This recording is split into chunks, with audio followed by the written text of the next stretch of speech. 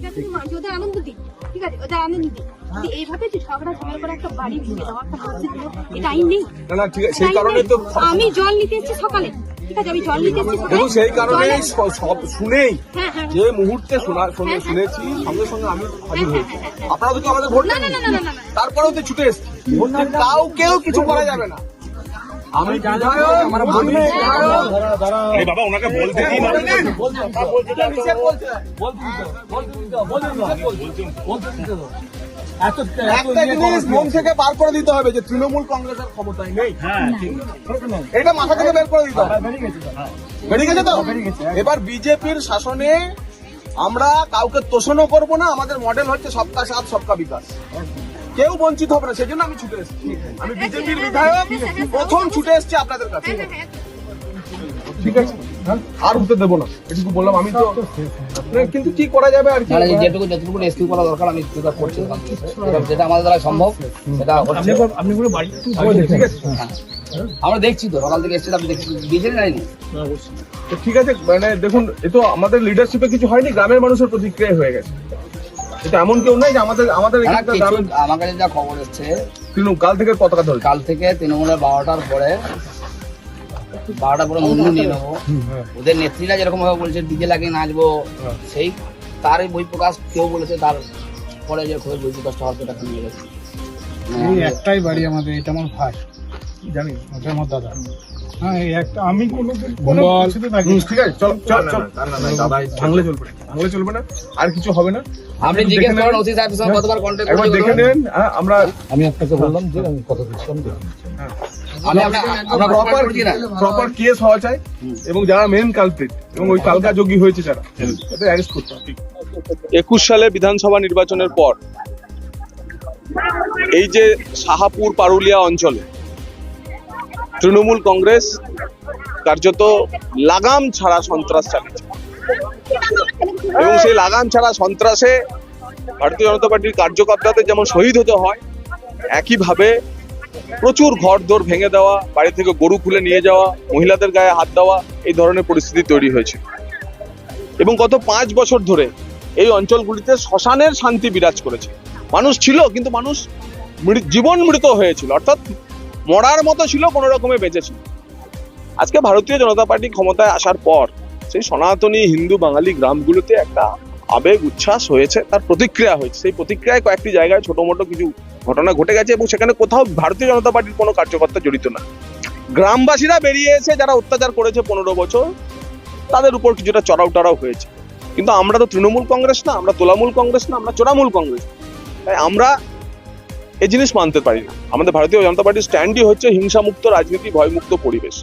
তাই আজকে বিধায়কের সার্টিফিকেট কালকে রাতে পেয়েছি, আর আজ সকালবেলায় আমার প্রথম কাজ হয়েছে যে যেখানে যেখানে এই ধরনের ছোটখাটো গোলমাল হয়েছে সেই প্রত্যেকের বাড়িতে গিয়ে, এবং তারা কেউই আমাদের সমর্থক না, তারা সবাই তৃণমূলী সমর্থক, এবং তাদের বাড়িতে গিয়ে তাদেরকে আশ্বস্ত করা যে ধরনের ঘটনা আর ঘটবে না।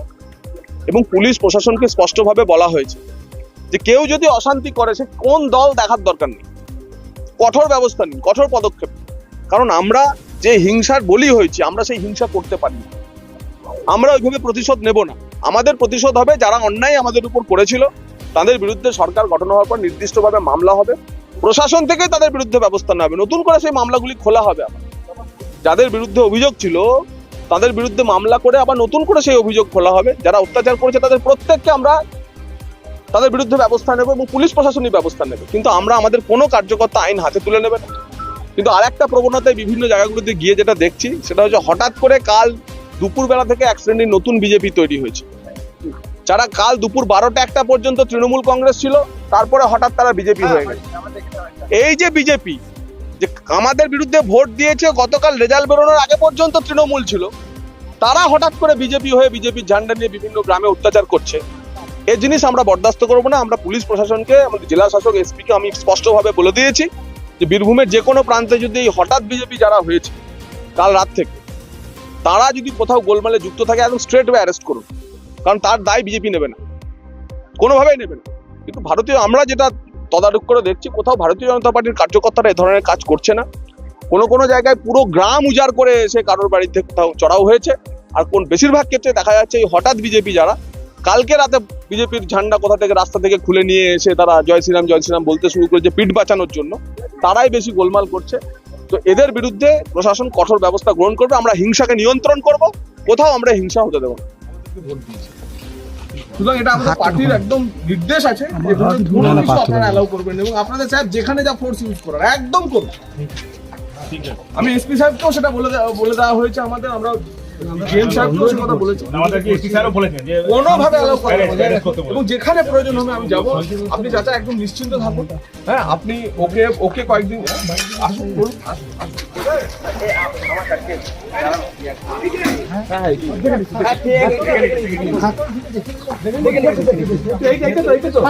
ভিডিও আছে। হ্যাঁ, ঠিক আছে। তাহলে আমি এসেছি যখন, মায়েরা সবাইকে বলে গেলাম নিশ্চিন্ত থাকুন।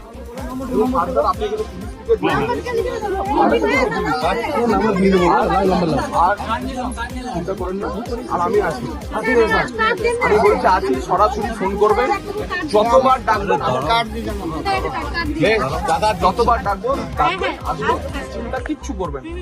আমি অন্তত পক্ষে যতদিন বিধায়ক আছি, দেখুন কোন একটা জিনিস প্রতিক্রিয়া হয়ে যেতে পারে, কিন্তু আমি সেটাকে বাড়াতে চাই না। এইটুকু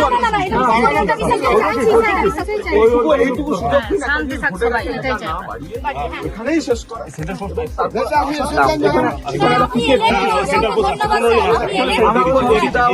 সেন্ট্রাল পোস্ট দিয়ে দিচ্ছে না, কিচ্ছু হবে না।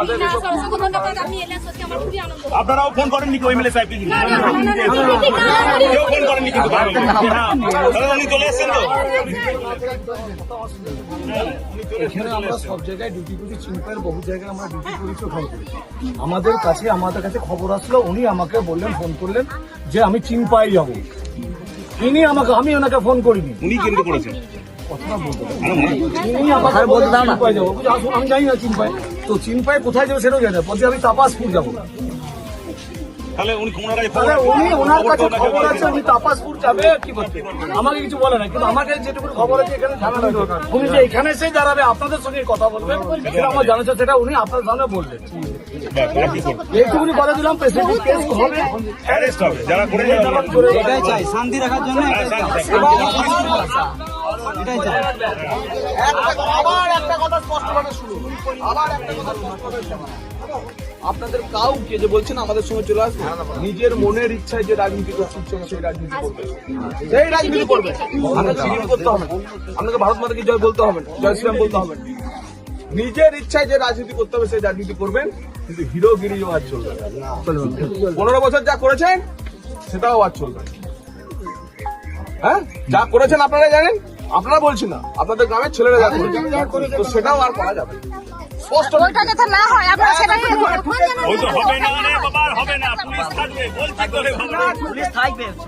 15 বছর যা করেছে আমাদের ভিডিও ভালো লাগলে